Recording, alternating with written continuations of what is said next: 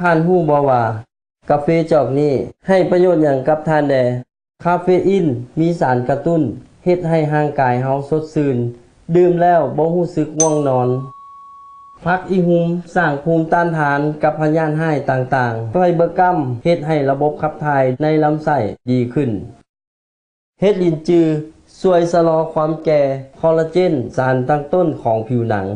นอกนั้นมันยังมีส่วนผสมของซูคราโลสซึ่งเป็นสารที่ให้ความหวานเพื่อทดแทนธาตุน้ำตาลการเติมเต็มสารอาหารทั้งหมดมันรวมอยู่ในจอกนี้